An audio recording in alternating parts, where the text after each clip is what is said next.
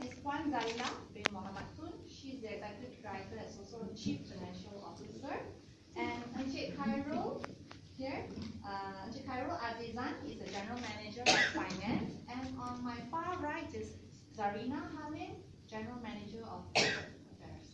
Before we start today's Q&A session, perhaps I would like to invite Dr. Hisham to just give us a little bit of a rundown of what happened a while ago at the AGM, and maybe a little bit about what's happening this year.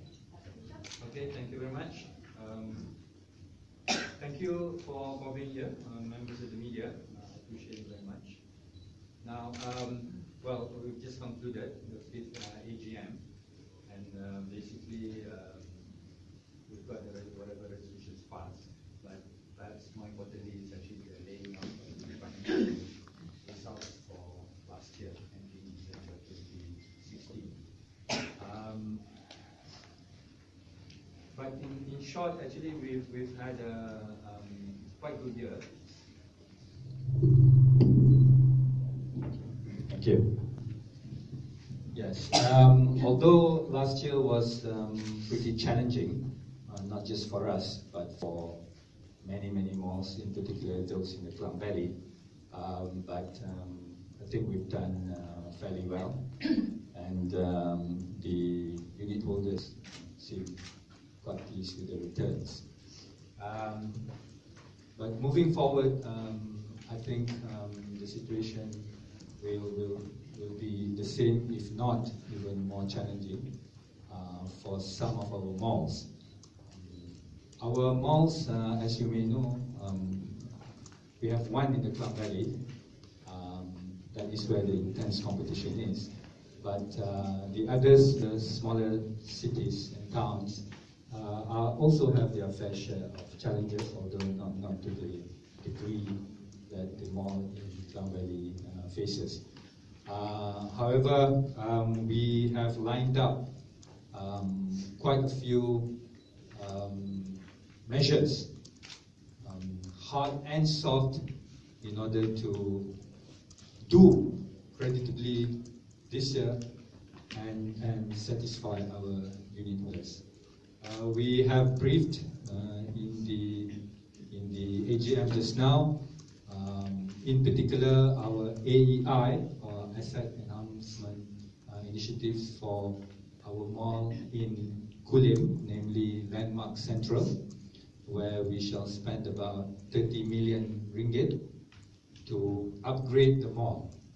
By that I mean by transforming the look and the facade of the mall.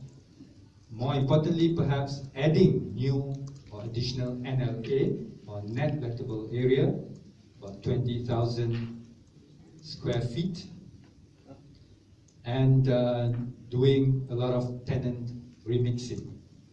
Okay, and what this will result when it is completed, the construction have begun. It shall complete sometime in the middle of this year.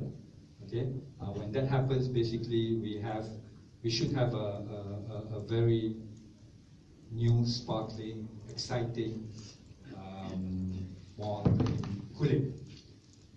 The whole idea is, of course, to get better revenue in terms of rental from not just our additional NLA that we put in, or in short, additional shops, but also from hopefully better rents that we can command from our current tenants.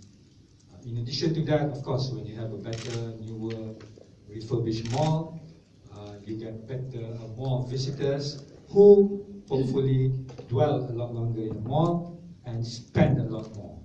And of course, when our tenants prosper, we prosper. So that's the whole idea.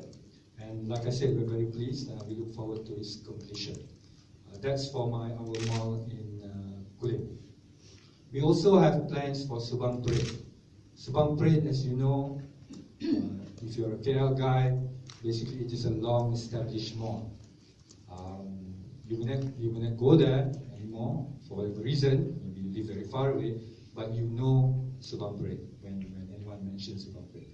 Now, Subang Parade, we're happy to report that we shall be spending a lot of money, about 40 million ringgit, upgrade Subang Parade.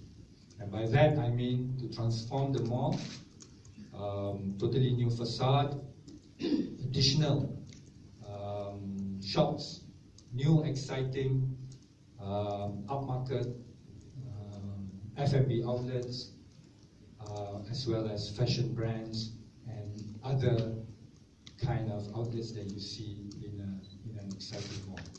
On top of that, we are adding new net lettable area of about maybe 30,000 square feet, and we are upgrading the toilets, the surau, the food court, and in general many facilities in the mall.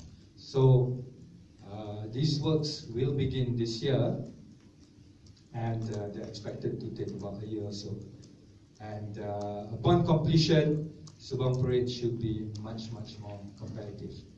I hasten to add that even in the face of extreme challenges in the Klang Valley, in particular the Subang, Damansara, Shah Alam area, Subang Parade has managed to actually hang on to its position and to its occupancy of above 95%. So that's actually the good thing about Subang Parade. But we're not happy with that still. We want better results for our shareholders, for our unit holders. Hence, we're embarking on this AEI for Subang Parade. Very quickly for our other malls, you may or may not know our Central Square Mall in Sungai Petani has actually undergone and completed its own AEI and is doing very well. The other mall in Muar, which is Reit's Parade, enjoys 100% occupancy. So in terms of occupancy, it's our best performing mall. Okay, but still, we have plans for it. Okay. Other than Mahkota Parade, Mahkota Parade also enjoys a fairly good occupancy. But what we have been doing is that we have been actually doing some tenancy remixing, meaning we have been putting in better, more relevant and more exciting stores and shops. Okay. Examples of these are, for instance, the Manhattan Fish Market that we put in, which has proven to be very popular among Malaccans. You actually see literally queue to get into Manhattan Fish Market. Tony Roma's, and we're going to have a big sports apparel store in there at leisure. Okay, and we're going to have some very interesting F&B outlets, which we believe will appeal greatly to people in Malacca. Okay. One Segamat, we also did a short presentation on One Segamat. I think we have announced our intention to acquire last year, so the process is ongoing. That's also another good mall that we should soon add to our stable. So in short, Hektar Reit has been and is continuing to embark on making our malls better and more relevant, okay, in addition to actually acquiring new malls for growth. All this is in the hope and plan that we shall enjoy better revenue and better returns for our unit holders. Thank you. Yes, please.